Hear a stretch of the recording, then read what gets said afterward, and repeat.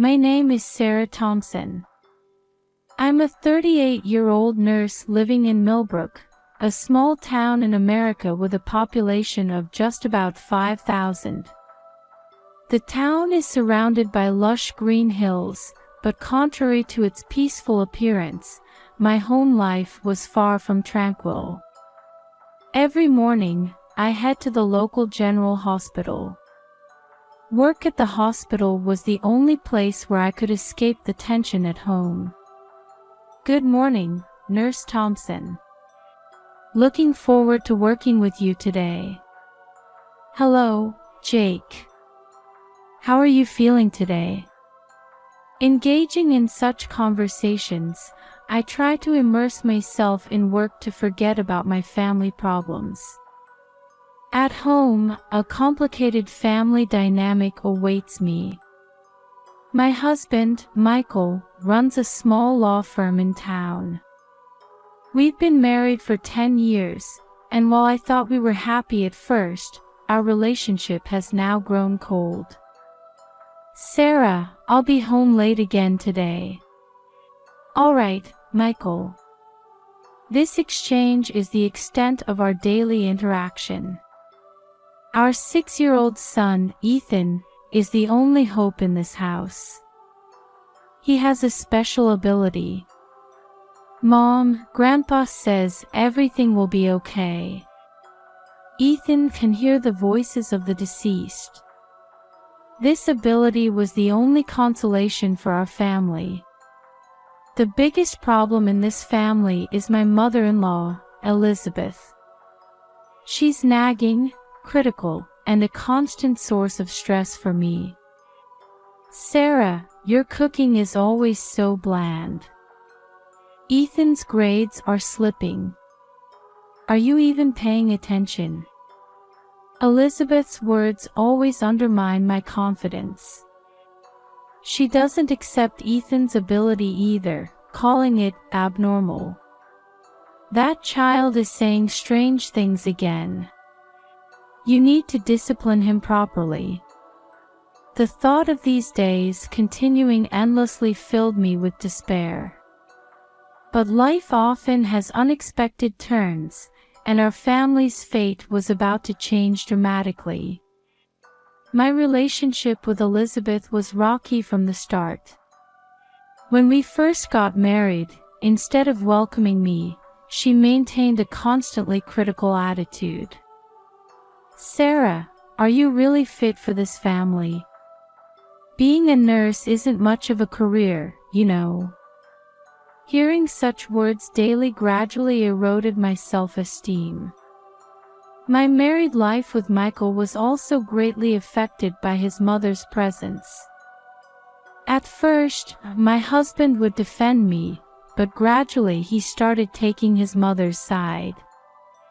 Sarah, Mom has a point. Why don't you try a little harder? My husband's words deeply hurt me. The feeling of isolation within the family grew stronger day by day. The only solace was my son, Ethan. His special ability was a great comfort to me. However, Elizabeth found this ability creepy and started calling Ethan abnormal. That child is saying strange things again. It's not normal, you know. Still, surprisingly, Ethan liked his grandmother. Grandma is actually a good person. She's just suffering from something in her past. Ethan's words left me with mixed feelings. Was he sensing something about my mother-in-law that I couldn't see? As these days continued, we suddenly received news of Elizabeth's accident. Her car had apparently fallen off a cliff. Sarah, Mom's been in an accident. Michael's voice was trembling. I was hit by a wave of complex emotions. My feelings towards the mother-in-law I disliked mixed with the sadness of losing a family member. Grandma is calling, Ethan said. But she seems scared. His words gave me an odd sense of unease. As funeral preparations began, I noticed a strange atmosphere among the relatives. Instead of being grief-stricken, they seemed to be plotting something. What's going to happen to Elizabeth's estate? Naturally, Michael as the eldest son will inherit it, right? Such conversations were taking place here and there. I felt angry inside. These relatives talking like this when we've lost a loved one. And Michael, silently listening to it all. On the day of the funeral, I was overwhelmed with anxiety. Even Ethan was acting differently than usual. I had a feeling that something significant was about to happen. On the morning of the funeral, a heavy atmosphere enveloped the entire house. As I adjusted my black mourning dress in front of the mirror, I was battling complex emotions inside. My relationship with Elizabeth had never been good, but her sudden death had shocked me deeply. When we arrived at the funeral home, relatives had already gathered. Their expressions showed something other than sadness. I suppressed the growing anxiety in my chest and exchanged greetings mechanically. "Sarah, where's Ethan?" Michael asked. "He was here just a moment ago." I frantically started searching for Ethan. I found him near the altar, staring into space and muttering something as if he was conversing with someone. "Ethan, are you okay?" I called out to him, and he suddenly turned around. "Mom. Grandma is saying everyone's an enemy." Ethan's loud voice drew the attention of all the relatives. I hurriedly embraced him, trying to cover his mouth, but Ethan continued. "Grandma says to give you this." Saying that, Ethan handed me an old book. It looked like Elizabeth's diary. With trembling hands, I started to turn the pages. The contents were unbelievable. Elizabeth's death wasn't an accident, but a planned murder. And behind it were Michael and the relatives. "Sarah, what are you looking at?" Michael's voice brought me back to reality. His eyes held a cold light I had never seen before. Instinctively sensing danger, I took Ethan's hand and stepped back. "It's nothing. I'm just going to get some fresh air outside." Suppressing my shaking voice, I took Ethan and left the funeral home. Then, I called the police from the car. "Hello, police. While I was explaining the situation on the phone, a police car arrived. The officer who got out approached us as if he already understood the situation. "Mrs. Thompson." "Yes, that's me. You need to leave immediately. It's dangerous here." I was speechless at the officer's serious gaze. He continued, "We've been investigating this case for a while. We received an anonymous tip from your mother-in-law. But we didn't have enough evidence." At that moment, we heard angry shouts from the funeral home. Michael and the relatives had come out looking for us. "Sarah, where are you?" Michael's voice no longer held any of the gentleness of a husband. "Hurry," the officer urged. "I'll hold them off. You two get to a safe place." I hugged Ethan tightly and jumped into the car. In the rearview mirror, I could see Michael and the others confronting the officer. "Mom, I'm scared." It's okay, Ethan. I'll protect you. This is where our new life begins. Following the officer's advice, we hid in a motel on the outskirts of town. Ethan had fallen asleep, exhausted. With trembling hands, I opened Elizabeth's diary again. Ethan, where did you find this book? I asked my sleeping son. He woke up and answered, Grandma told me. She said it was hidden behind the bookshelf in her bedroom. I gasped. Elizabeth's bedroom. Indeed, she had always treasured that space where no one else was allowed. Ethan had found the hiding place through his spiritual ability. Grateful for my son's gift, I continued reading the diary. The truth revealed there was beyond imagination. Michael had been after Elizabeth's fortune for years. It seemed even his marriage to me was part of that plan. Elizabeth had noticed his scheme and was secretly gathering evidence. Michael, why would you go this far? I muttered to myself. According to the diary, Michael had planned to murder Elizabeth to inherit her vast estate. And the relatives were complicit in this plan. Sarah, you don't need to know anything. Just sign the papers. Michael's words came back to me. He must have intended to use me to claim legitimacy for the inheritance. On the last page of the diary, Elizabeth had written her thoughts. Sarah, I believe in you and Ethan. Please reveal this truth and restore justice. Wiping away my tears, I steeled my resolve. The next day, I contacted a lawyer and submitted Elizabeth's diary as evidence. I also gave a detailed statement to the police. Things started moving quickly. Michael and the relatives were arrested, and interrogations began. However, they weren't willing to admit their guilt easily. Sarah, what do you know? Michael shouted in court.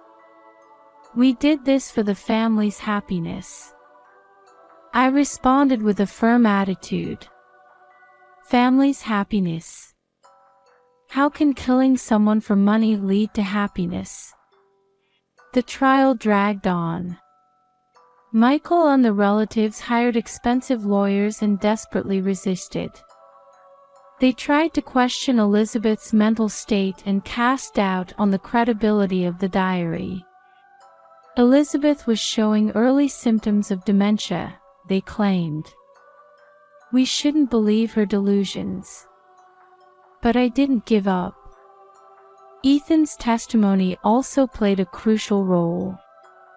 While his special ability couldn't be direct evidence in court, it provided important clues that guided the investigation. Grandma is telling the truth, Ethan testified on the stand. I can hear Grandma's voice. The judge and jury were skeptical at first, but gradually they were moved by Ethan's sincerity. Then, decisive evidence was found. A deliberately tampered part was discovered in Elizabeth's car. This scientifically proved that it wasn't an accidental death, but a planned murder. This evidence clearly shows the defendant's guilt, the prosecution argued. The courtroom was in an uproar, and Michael and the others' faces turned pale. In my final argument, I spoke through tears. Elizabeth wasn't a perfect mother-in-law, but she risked her life for justice. We must not let her brave action be in vain. On the day of the verdict, the courtroom was tense. Then, the judge's voice rang out. The defendant Michael Thompson and his accomplices are hereby sentenced to life imprisonment. I hugged Ethan and shed tears of relief. The long battle was finally over. "Mom, Grandma is happy," Ethan whispered. I looked up at the sky and spoke to Elizabeth in my heart. "Thank you. We will never forget your courage and love. Our life from now on won't be easy. But now that we've revealed the truth and restored justice, we're ready to take a new step forward." As we descended the courthouse steps, I took a deep breath. The long and painful struggle was finally over. Michael and his accomplices had all been found guilty. Justice for Elizabeth's death had at last prevailed. "Mom, now Grandma can rest in peace, right?" Ethan said in a small voice. I hugged my son and replied, "Yes, Ethan. Thanks to Grandma, we were able to reveal the truth." From that day, our new life began. As a result of the trial, all of Elizabeth's estate was inherited by Ethan and me. However, what was important to us wasn't the money. The greatest gift was being able to live freely and safely. We decided to leave the old house full of memories and start a new life in a different town. We bought a small house, and Ethan started attending a new school. I also began working as a nurse at a local hospital. "Mom, this house feels really comfortable," Ethan said with a smile. "Yes, Ethan. Let's make lots of happy memories here from now on," I replied. Life in the new environment was confusing at first, but gradually we found our rhythm. Ethan made new friends at school, and I threw myself into work. On weekends, we spent time going to nearby parks or watching movies together. One evening, Ethan suddenly spoke to me. "Mom, Grandma talked to me." Surprised, I asked, "What did Grandma say?" Ethan closed his eyes and became quiet, as if listening to a distant voice. Then, he slowly opened his mouth. "Grandma says, Sarah, you're a wonderful mother. Cherish Ethan's special talent. And from now on, don't be afraid to be happy." Hearing those words, tears welled up in my eyes. My relationship with Elizabeth had been complicated, but knowing that she wished for our happiness in the end warmed my heart. "Thank you, Elizabeth," I whispered softly. That night, as I ate dinner with Ethan, we talked about our dreams and hopes for the future. Ethan said he wanted to use his ability to help people when he grew up, and I promised to support his dream with all my heart. As time passed, the painful memories of the past began to fade. In their place, new happy memories piled up. Watching Ethan grow, I too grew as a woman and as a mother. Sometimes, messages from Elizabeth would come through Ethan. They were always encouraging, giving us courage to move forward. The last message came on the day of Ethan's middle school entrance ceremony. "Grandma says, you both have done so well. Keep walking on this happy path in life. I'm always watching over you." Hearing those words, Ethan and I hugged each other and shed tears of joy. We were filled with gratitude for having overcome past sufferings and now living happily. There will surely be difficulties ahead, but we have the strength to overcome them. With Elizabeth's love and courage in our hearts, we continue to walk forward. A new morning begins. The sunlight streaming through the window brightly